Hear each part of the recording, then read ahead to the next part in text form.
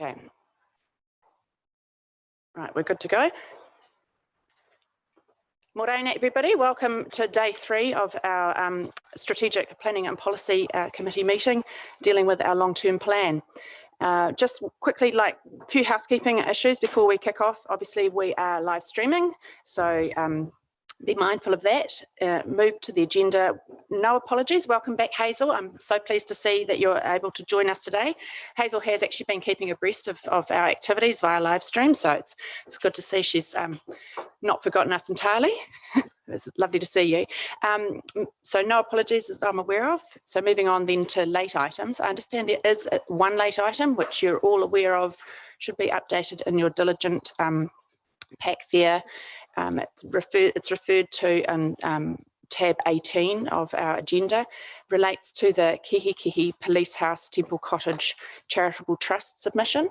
My understanding is the submission was received late.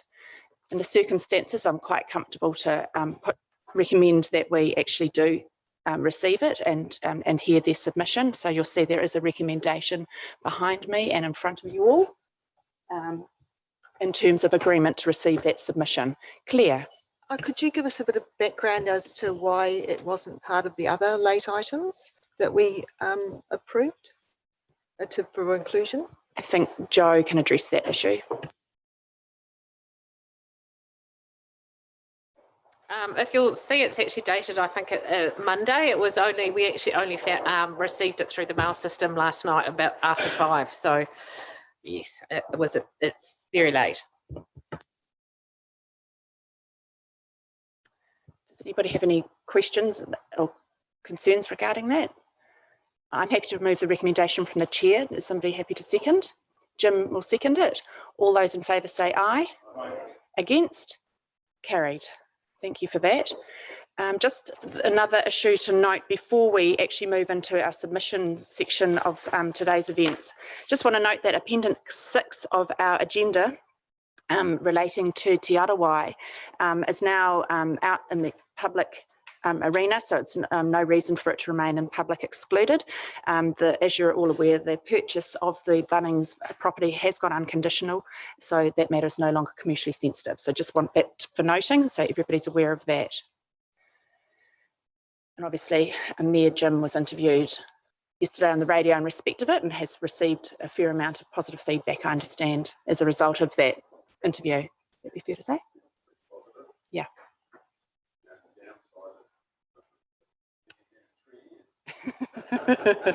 Yeah.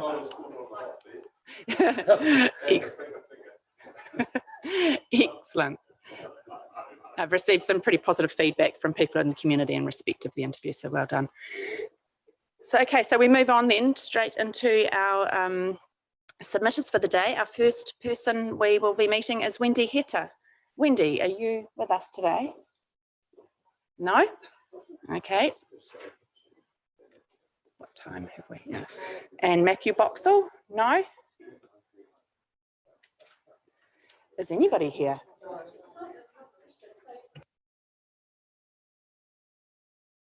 The highlighted sheet in front of it, is it the yellow that people are attending? Is that how I'm reading this? So Matthew Cooper would be our first one then at 9:20? That's my understanding, unless the people in between now and Matthew appear. Okay. Staff have tried their best to contact people to get confirmations that these people will be appearing, and to the best of my knowledge, they've not been able to get those confirmations from the ones that aren't highlighted yellow. Yeah, yeah.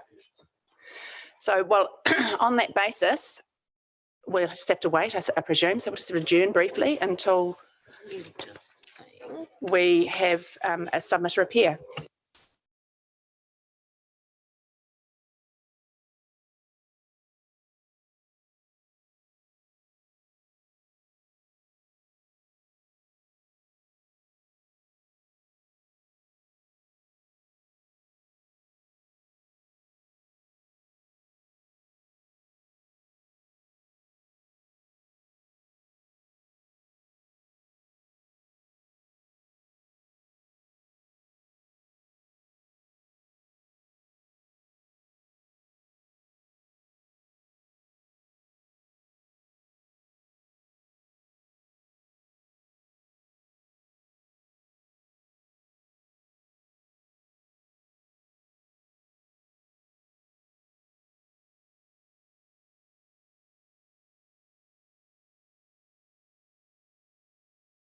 So just, we thought a really effective use of our time today when people don't appear would be to have staff address us on some of the issues that were raised yesterday.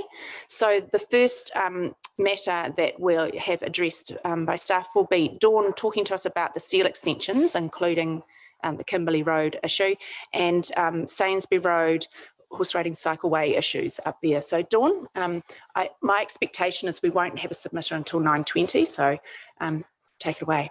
Excellent, thank you. Morena, through the chair, Maureen, everyone. So Kimberley Road, certainly we've investigated the prior maintenance, which was raised as an issue by the submitter.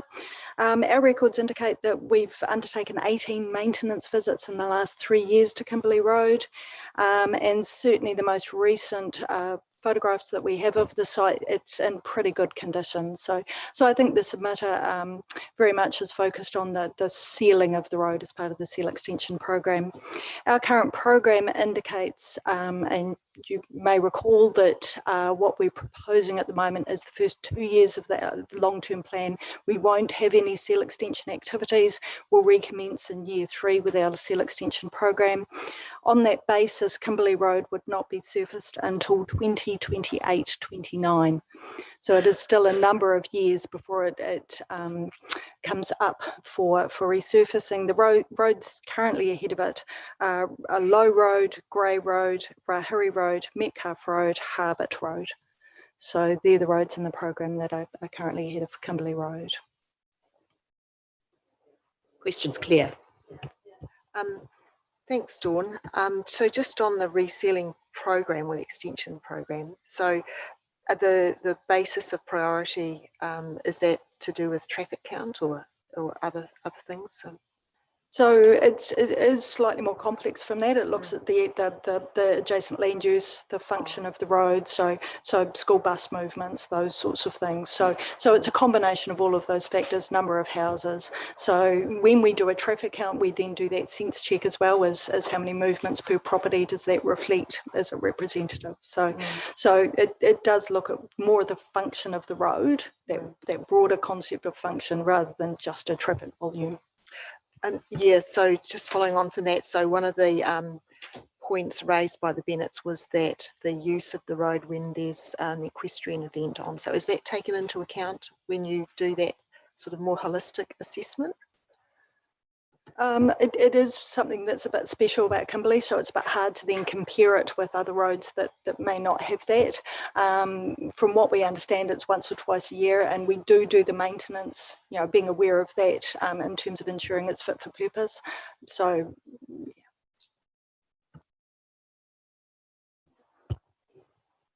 Jim, then Graham. I was just going to ask, have we ever, because obviously we don't get subsidy for seal extension now because of the level of use of the roads, etc.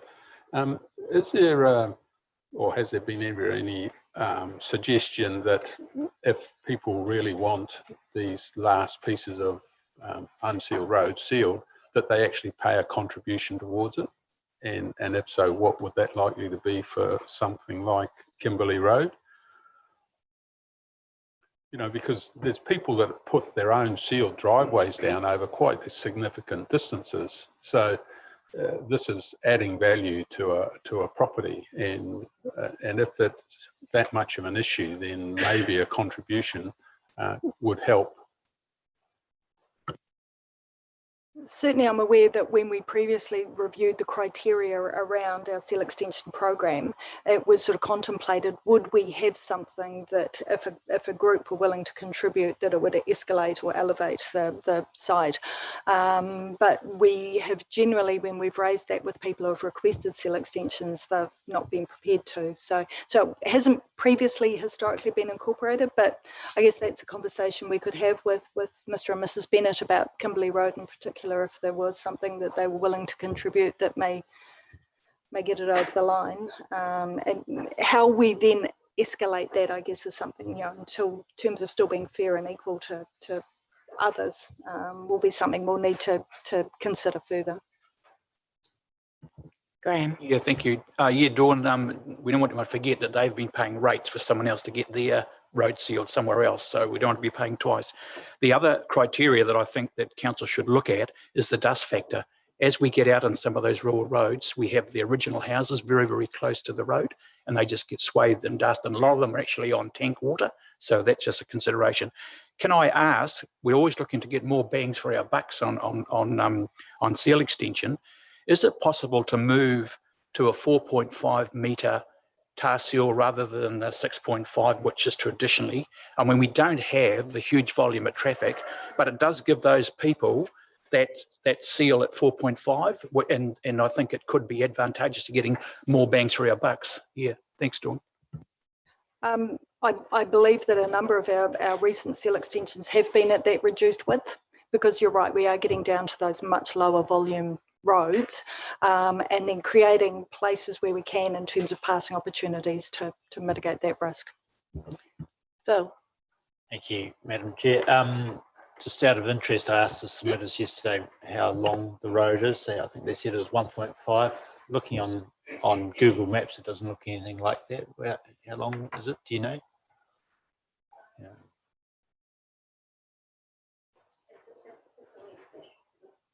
Our- 1.5, is it? It is that?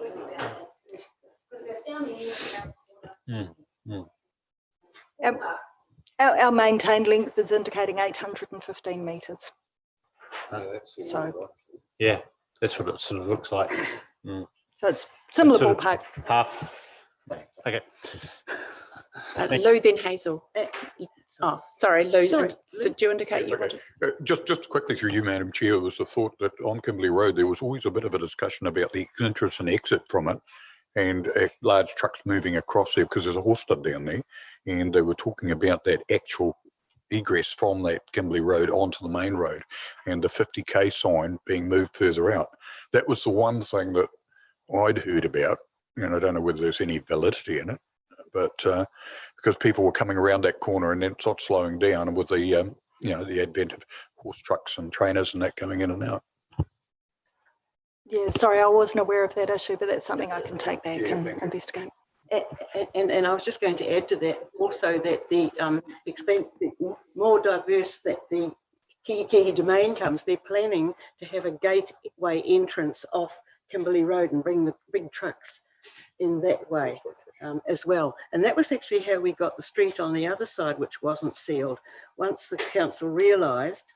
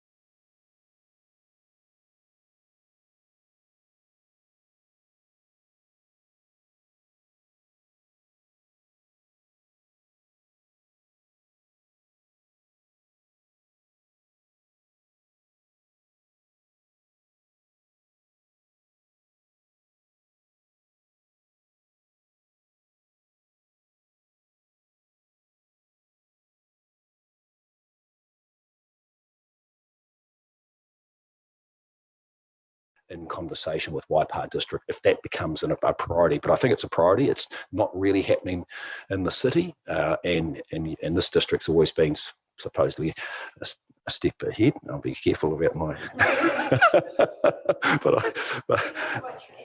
yeah, that's right. I'm being tactful. Identifying partnership opportunities, particularly school community use agreements. So just know there we're doing a lot of success now in the active spaces plan around community school partnerships. And I'm just thinking about any aging assets. If and we just keep thinking about our opportunities there. What are the opportunities to first talk? Our relationship with the Ministry of Education, Mike's quite good. We're starting to have some really good inroads now in terms of relationship. Health partnerships good now, working on the Ministry of Education. And also the collaborative field provision. I think we also need to think about our neighbours. So I'm just making sure that we have those discussions now. So with us, we have good relationships with all councils, and that's really important for us. So any of that leverage there. So finally, council, thanks very much again. And I say that I always say that with genuine intent, that the support for Sport Waikato over many years from Waipā District Council has been outstanding, and in particular in the back of our recent transformational change. Special thanks to Gary, and just in terms of your role that you play on the advisory group. I know that you're a busy man, but your commitment in our Moving Waikato advisory group, it's great to have somebody with credibility there as well. And also the recent continued financial support for council for both the regional connectivity role, that new type of role that we're doing with Sam, and also the percentage from Waipā around the Waikato Regional Active Spaces Plan. Waipā's percentage or pro rata contribution, and that is much appreciated. So through you, Chair Susan, that's our submission. So thank you. Oh, and just apologies. Page 9, there was another council that referred to in my submission, and that was me, not very good at find and replace. And I apologise. We won't hold it against you, madam. Okay. Any questions for Matthew in respect of Sport Waikato's submission? Jim, and then probably not so much about the submission, but we've just gone through 2+ days of submissions, and just about every community is putting their hand up for skate parks and pump tracks. Is that an issue where you feel there could be some support regionally, I suppose, for that? Yeah, Mayor Jim, it's skate. The whole evolution of skate parks are real now, and you're not the only district council that's having the same questions as well. I mean, I think that you need to. I think you need to make it really. If you don't have a skate park, and there is I think the perception's wrong too sometimes. I think I've been to a couple of skate parks where I've seen a couple of teenagers that probably my perception was wrong with the reverse cap, and then I've seen that person actually with a little kid teaching him moves. And I actually thought it was so cool to see this person who I'd made a probably unfair, stereotypical judgment, and then looked at that environment. The environment of a skate park, Mayor Jim, means that I suppose Te Awamutu doesn't become the skate park. Part of Te Awamutu becomes the skate park. And that's, I think, what you've got to realise is that if we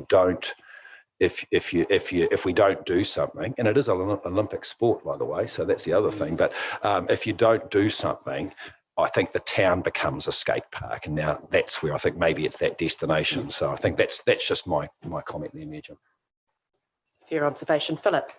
Thank you, Madam Chair. Thanks, Matthew. Just following on from what Mayor Jim was saying about a lot of requests from communities with skateboard parks and things. There's been a lot of requests for hockey turfs. That's a really growing sport, and we've got Hamilton and Cambridge, which has got some hockey turfs, St Peters and then Gallagher Park and St Paul's that have all got hockey turfs, and there's schools from all around the Waikato, from Otrahonga and Thames and Matamata and everyone coming to our area. So the demand for that has been, there's been demand for that to build a hockey turf, and then upgrades of other sporting facilities with rugby grounds and things like that, or facilities, shower blocks and soccer grounds and all that sort of thing too. So there's been a big demand for that. So, Councillor, all I'd say there is that to assist you, refer them back to, and we'll be working with your staff, refer them back to the Waikato Regional Active Spaces Plan. So the Active Spaces Plan does have recommendations, but it also has a proper process around the framework to even test before it even should work. I mean, it talks about the feasibility around, it just gives a very strong template of decision making. But also I think that you can justifiably work with your regional sports trust and say, look, we can refer you to Sport Waikato in conjunction with our staff at Waipa District around these decisions to give you far more informed decisions, because you're right, everyone will be wanting a hockey turf now. But we've got to be smart around that. Yeah, absolutely. Absolutely. Any other questions for Matthew? Andrew?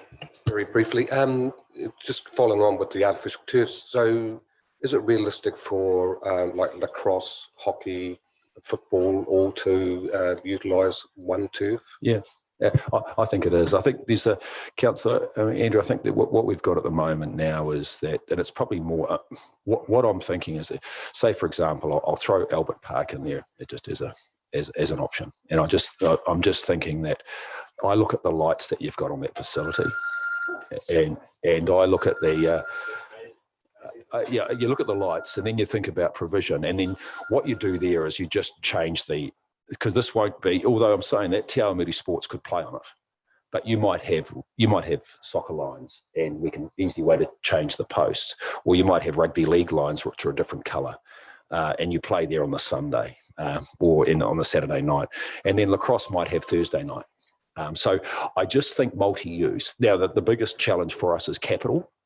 But the capital cost is, I think it's one of those ones, the likes of some of our foundations are really keen to have a look at. And I've spoken to them recently. And so certainly from my point of view, I'd love to work with council on those options. Mike. Yeah, thanks through the chair. Thanks, Matthew, for that. I guess listening to these submissions, one of the or reading through some of them, it's amazing how much extra time one gets from just grass, which is a matter of very few hours per week of real usage before it gets sort of really damaged through these multi AstroTurf type products, where the usage is just almost, it's at least sort of tenfold. So that one space, it's not, we don't need more greenfield space if we use the existing greenfield space and invest some capital in it is what it seems. So it's good. I think Mike, it's I don't discount a good sand turf, because there might be elements where council has a tiered approach to some of the fields where it's a sand turf, which is I think the best part of it up to 100,000, and they are good surfaces. So we don't need to, but I'm just thinking there, if we're future thinking for the next 20 or 30 years, is artificial turf just a conversation that we can start having? And it's not just you on your own. That's a collaborative conversation with funders, with me, with Sport Waikato, and with council. Absolutely. Cool. Thank you for that. Lou, did you have a comment? Thank you, Matthew. Thanks for about TA Sports too. That was great. I always have to, council, because I always remember the day that we were ahead 18-15 Marist, and we got that we got a penalty over, and Ian Foster's never forgiven me. So. I wasn't happy about that. No. Sorry. I'll leave it at that. Okay. Thanks, Matt. Okay. I'm just saying that we already have the Firehawks there, and we're doing this sort of thing at the moment. We do have a limitation, and I will say this openly to council. Yes. Grass turf has limitations, as Mike said. Yes. It really is a problem. Absolutely. And if we're getting Multiuse, we're getting touch rugby, we're getting all these facilities being used now almost 7 days a week. Absolutely. And with the lighting situation, it does tend to concentrate them on those there in that venue. Even with things like just ordinary camping and having people there for social facilities. Absolutely. It's a real hub. It's a real hub, but it's difficult. Yeah. The one thing I really wanted to ask you was that, do you see in the future like schools actually abdicating with sport more and more and allowing it to come back to the sports clubs and the sports organisations to actually formulate, because that would centralise the facilities a lot more, and have rather than having dispersed facilities. Yeah, and that's the thing, and I'm certainly keen to see how the evolution of Cambridge goes. I know there's some elements around club sport. And it would be good to sit down with some of you and have that conversation, because I know, I mean, at the end of, it is a confusing thing too, but I also think there's a real importance about playing for your school. There is still that, and maybe that can happen. I mean, our biggest concern is drop off. So we're getting a lot of drop off now. We've got big schools in Hamilton that can't even field a rugby team, which is really interesting now. And that's probably because there is an explosion of other sports. Lacrosse being one of them is an absolutely booming sport now.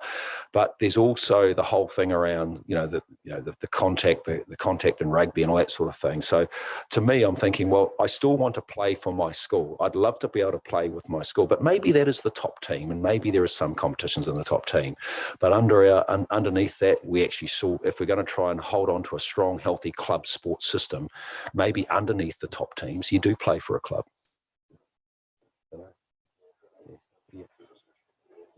Yeah, obviously, I was pretty involved in the sort of Cambridge transition. Right, so it's in its infancy. We're in our first, well, we've only just started netball, rugby and hockey start this week. So yeah, it is about, the transition's been about schools and clubs working together, and then there's a review at the end of this term.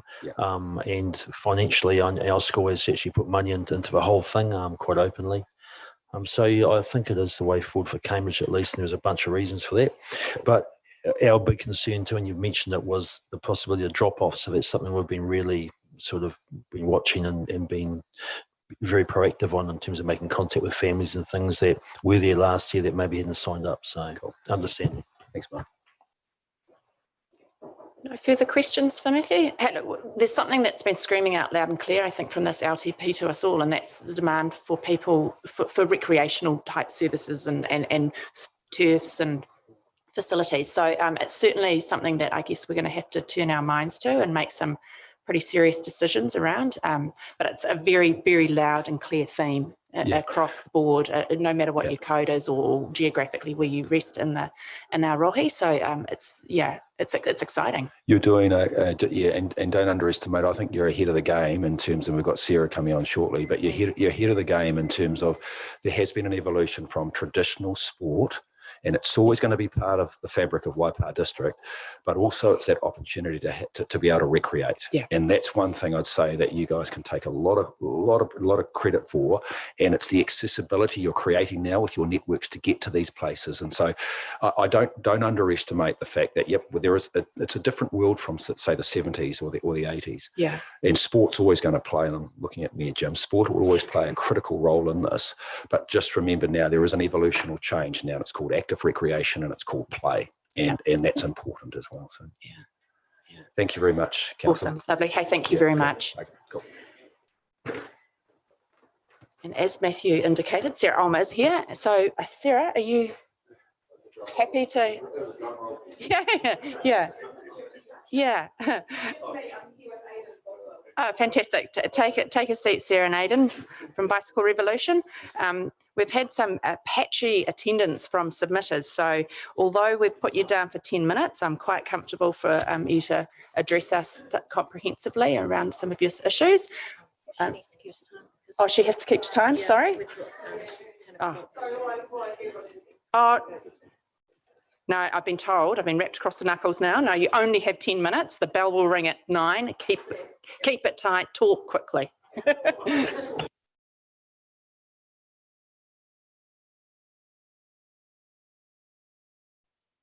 Thanks. Before you start the clock, I'm also here with Aidan Boswell, also from the Bicycle Revolution, a group of business people, families, family members, cyclist enthusiasts who ride around town, parents who want to see Cambridge a better place to move around by bike.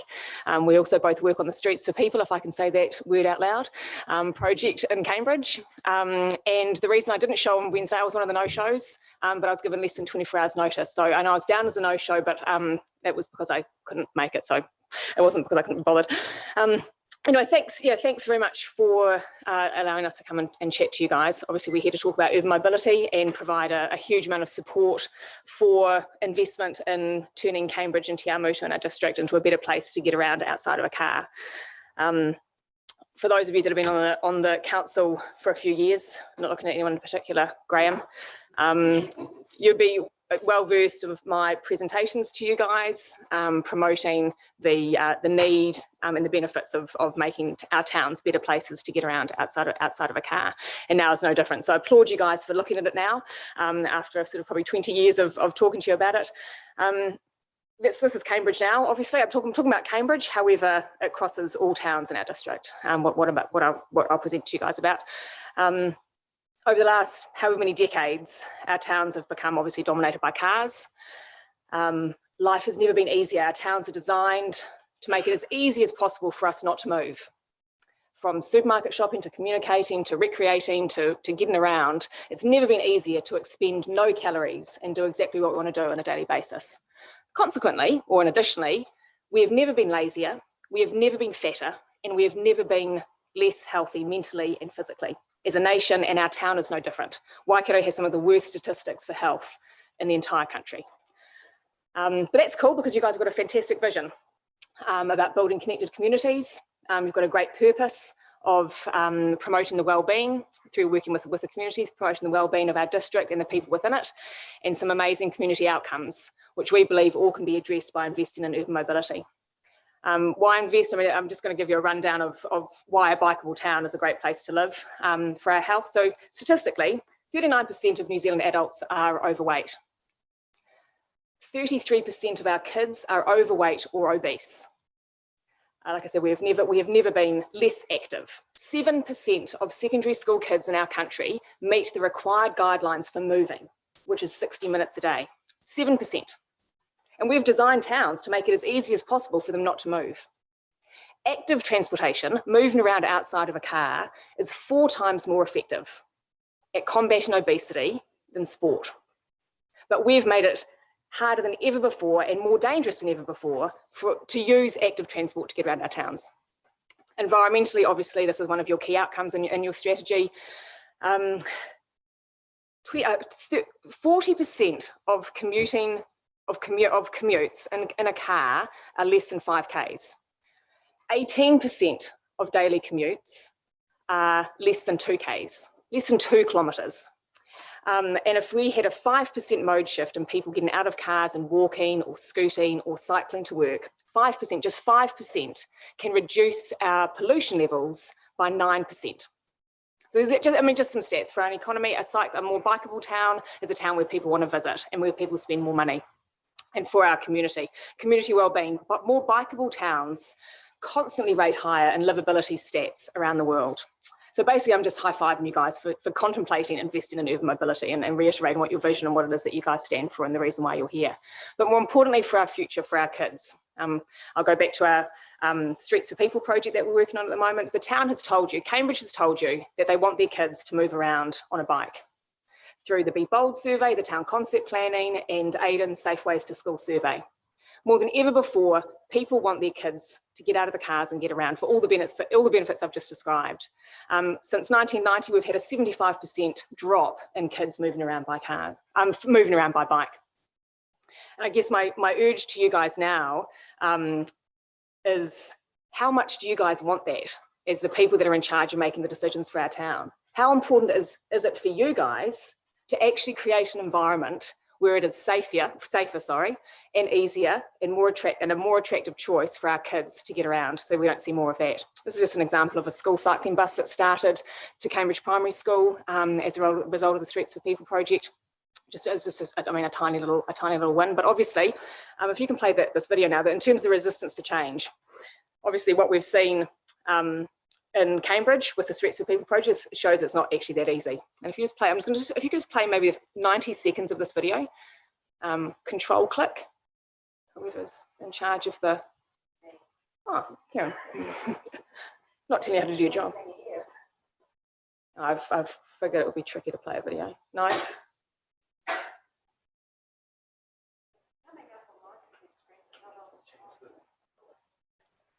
Can you stop the clock, please? So it's all right. You have till 10. Oh, we have till 10. Brilliant. Fantastic. I just don't want to cut Aidan's lunch, you see. Is this woman coming? Well, I don't know. 9:50.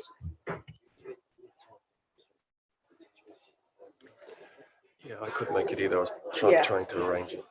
The chair, just a possible point of order. I'm not sure, but Aidan had time set down for Wednesday, but again he couldn't make it. I'm wondering whether that could be added on to this 10 minutes because there's actually two separate submitters here. Possible or not? So we have somebody who's confirmed at 9:50, so you can go till then on the assumption this person turns up, but we definitely have a 10 o'clock fixture. Bit of sound, please, Keith, if possible.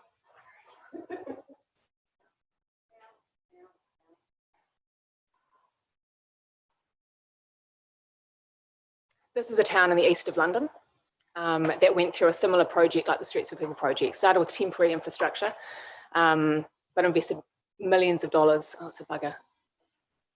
No sound.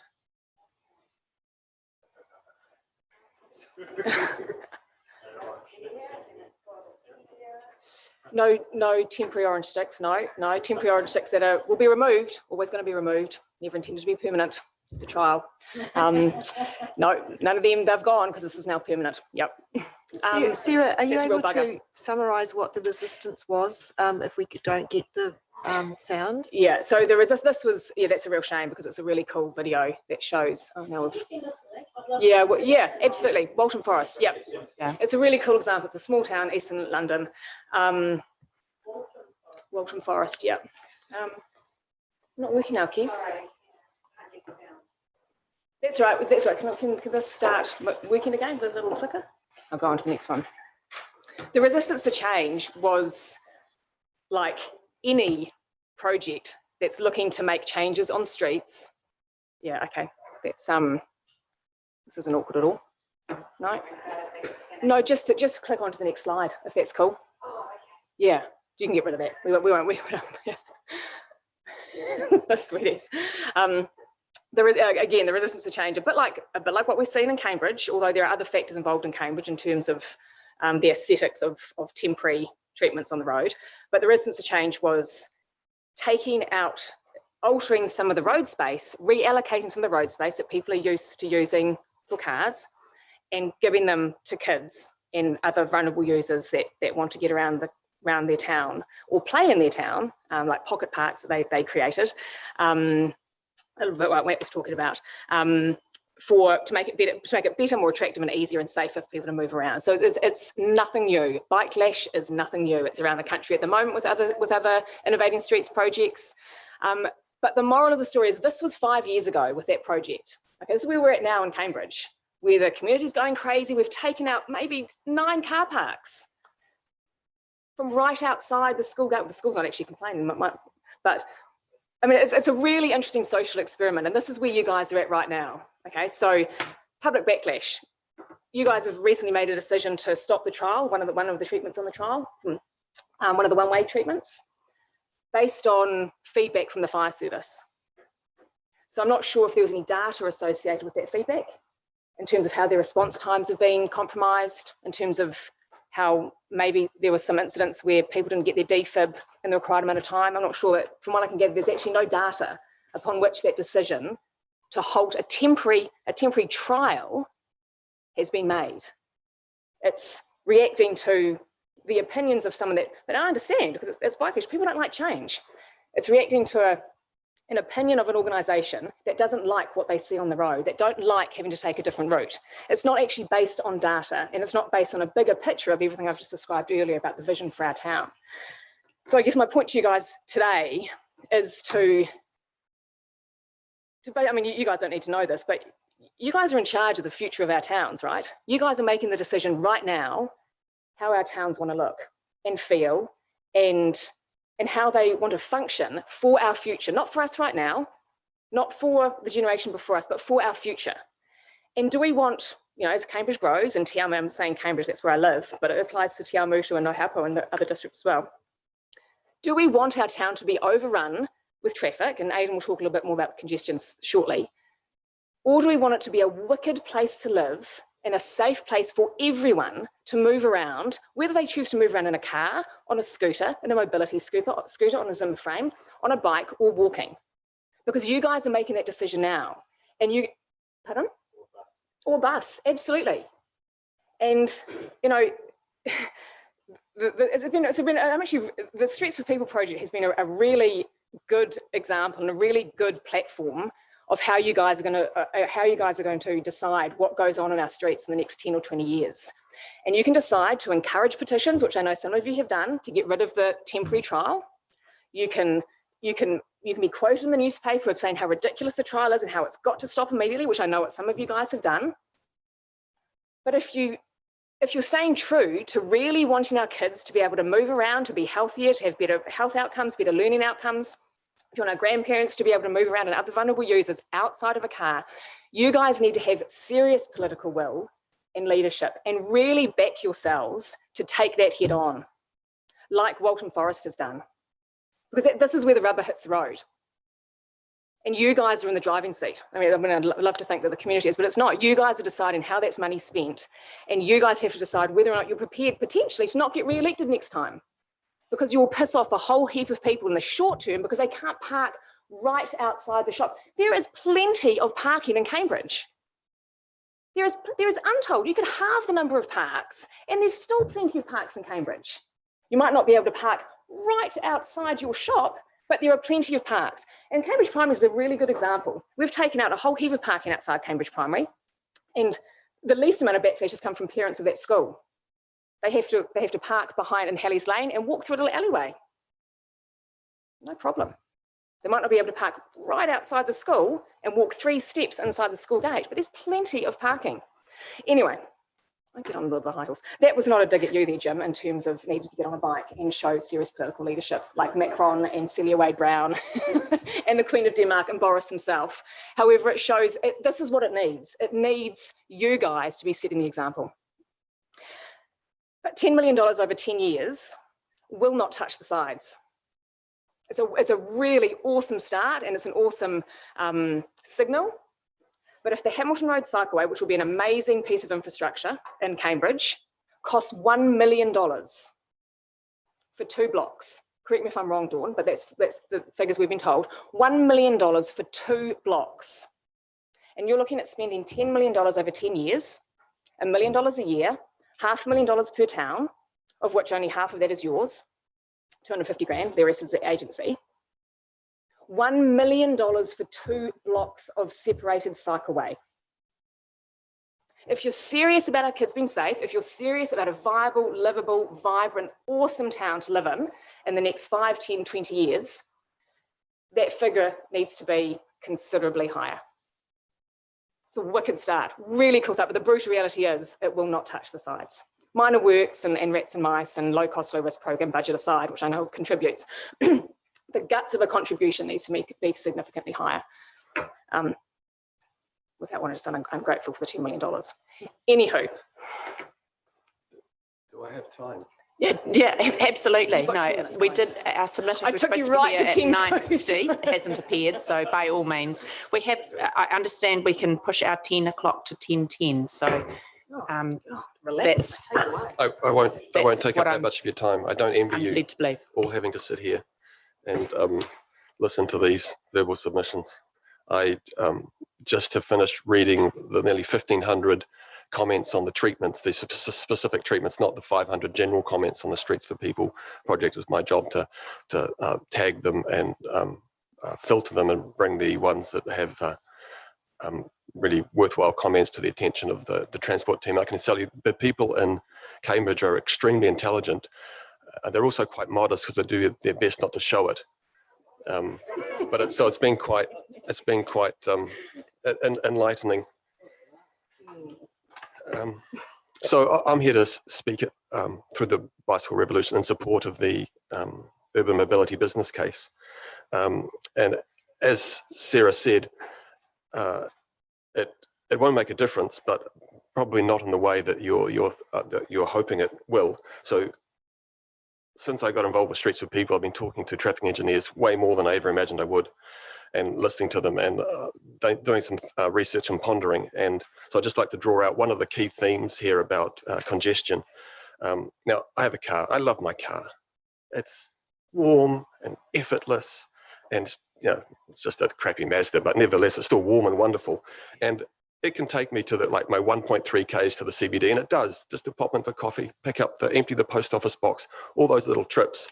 And the main reason I can do that is because all of the expensive infrastructure that's gone in is when I make my decision, it's free. It's already paid for. I don't have to think I'm going to pay a toll and pay the true cost of that road. It's free. So the council, or you know, the ratepayers and taxpayers in the past are providing a service, a wonderful high quality service like this expensive bridge, wonderful smooth road, free car parks. It's awesome. It's this valuable service and you're giving it away for free. And that is essentially what is going to continue to happen, of course, because congestion charging or that sort of would not likely to be in Cambridge in the next 50 years. So this is where this chart behind me comes in. This is the price of the good, which is how much it cost me to drive my car on Cambridge, or would be the same as Te Awamutu. And this is the quantity that I want to consume, and that's a demand curve. So because it's free and it's awesome, I use heaps of it. I mean, why wouldn't you? You'd be nuts not to. So the only reason I would use less of it is because the price starts to get higher. And the price for roading is around the hassle of congestion. So just in the last few years, it's become just congested enough for me to consider not taking my car into the CBD around the peak times.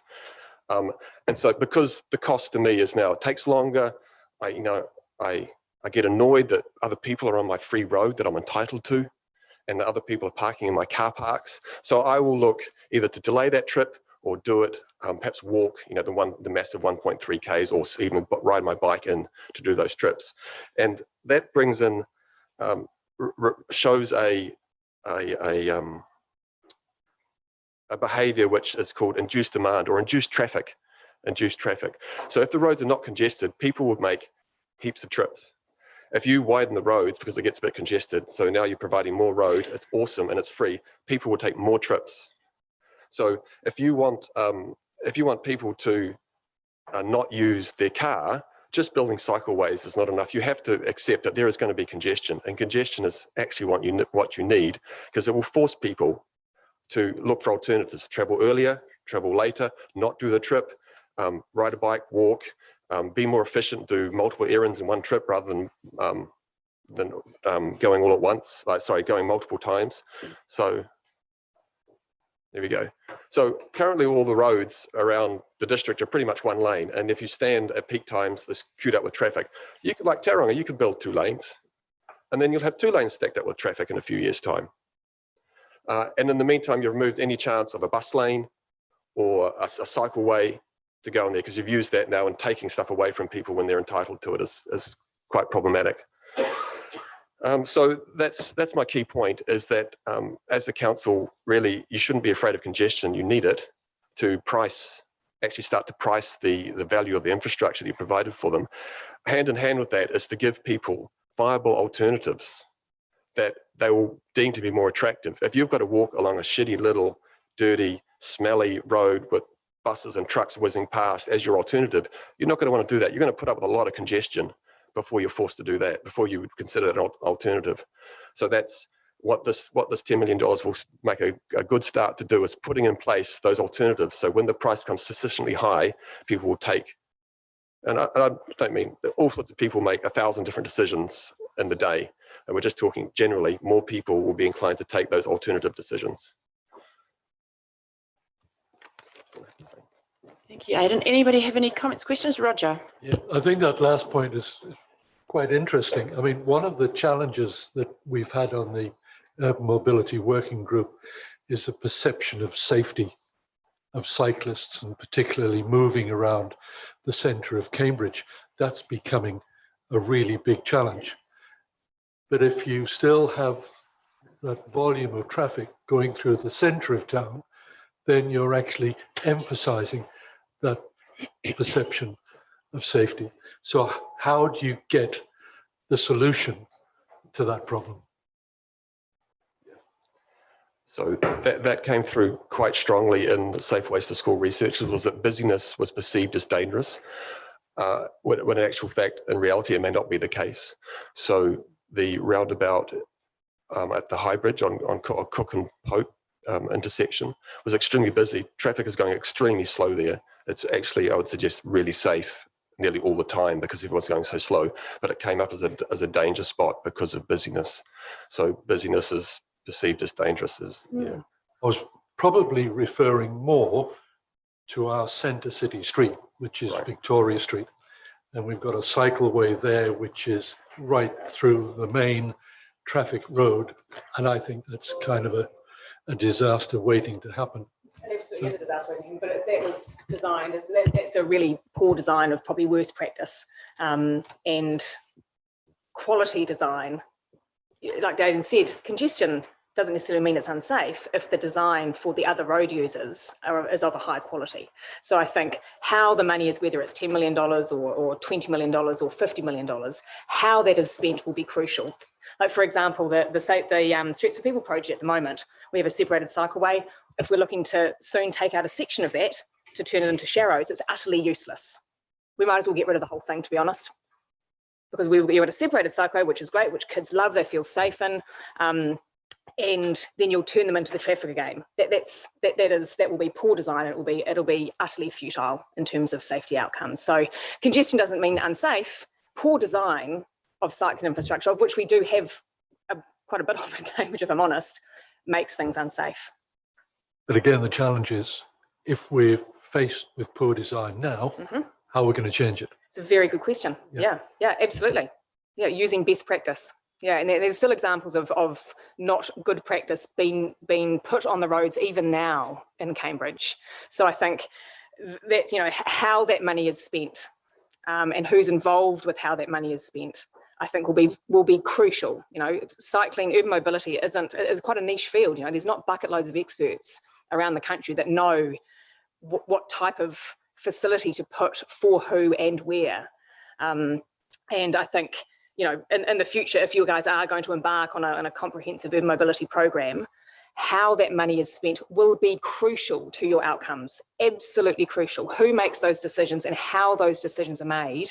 Because like you say, there is stuff on the road at the moment that is continuing to be laid on the road at the moment that is poor, that is, in some instances, really, really dangerous, to be honest, not just poor. Yeah. Liz. Yeah. Hey, look, firstly, just thank you both for the huge amount of work that I know you've both been involved with for a long time now, actually, and trying to bring this to fruition. I think there's a lot of support actually around our table to continue, not the trial, but look at long-term, permanent, plans for making Cambridge in particular more cycle and walking pedestrian friendly. So I guess one of my questions for you guys now is, how do we engage with our community to make sure that we get it right first time in terms of the locations, which streets to use, which footpaths are best to share?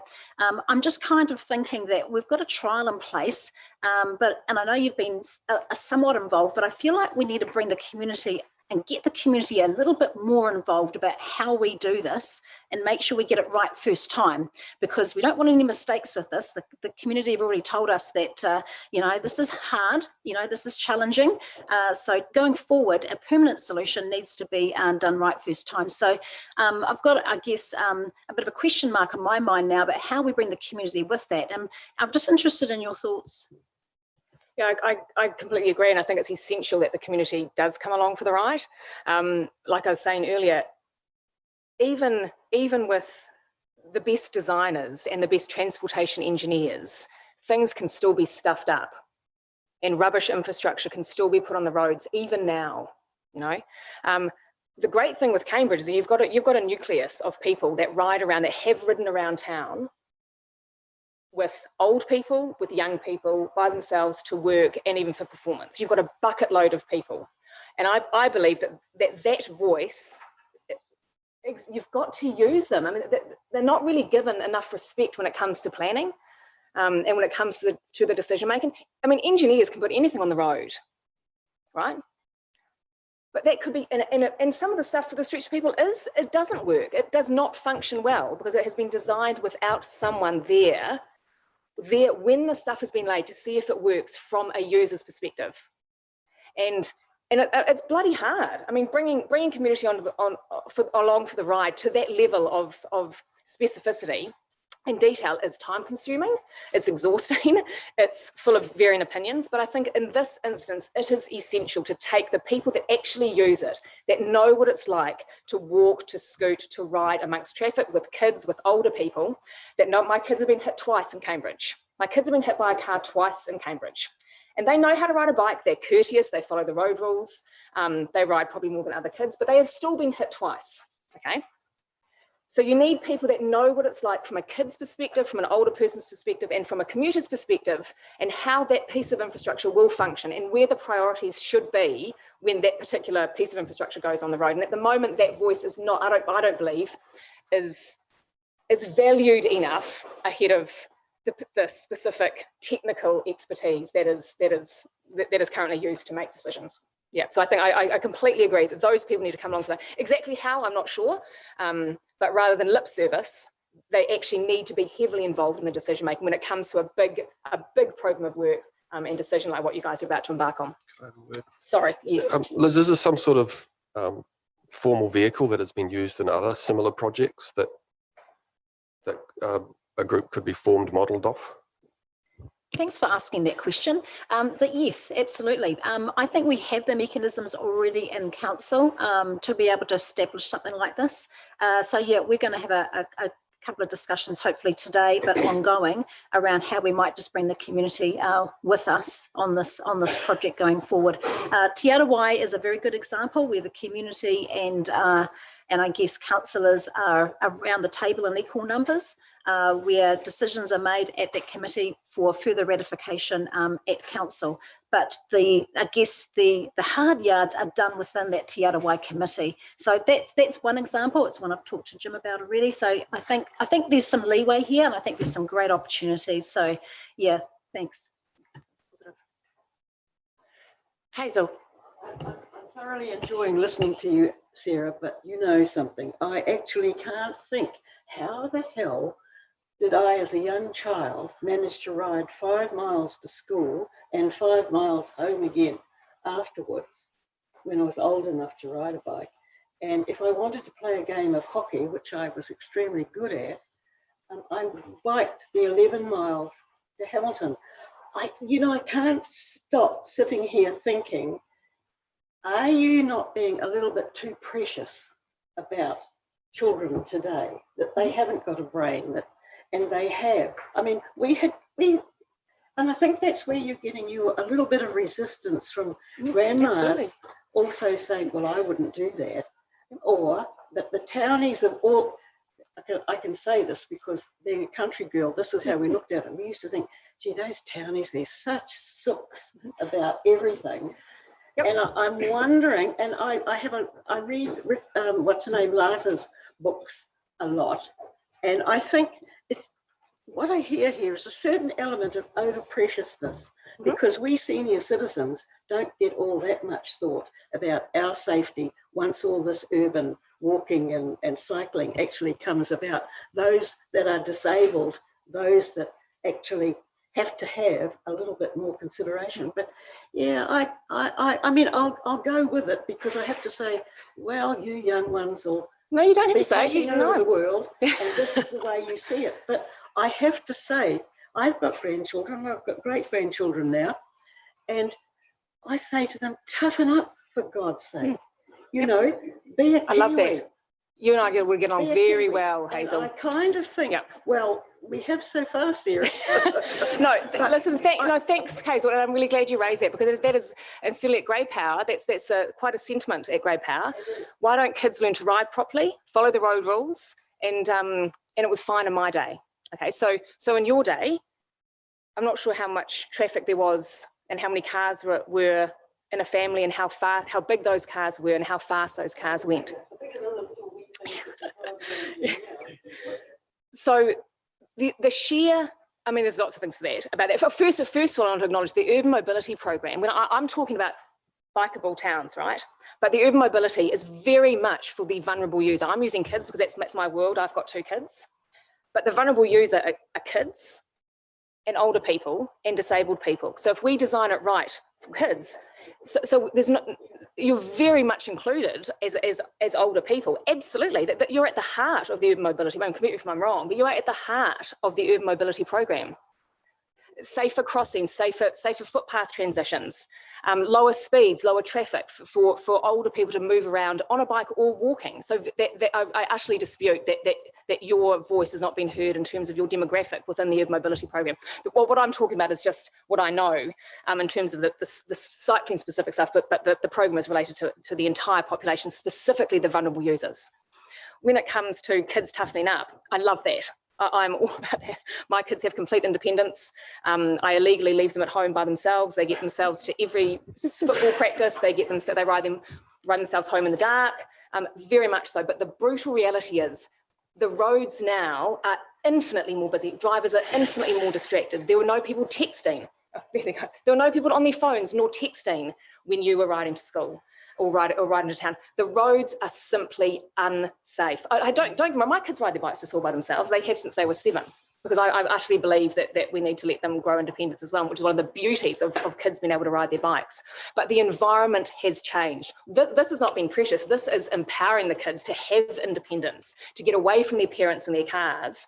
Being precious is driving your little Johnny to the school gate in your SUV when you live 2 k's away. That's been precious, and that's not telling your kids to toughen up. Creating an environment, I'm not saying take all the cars off the road.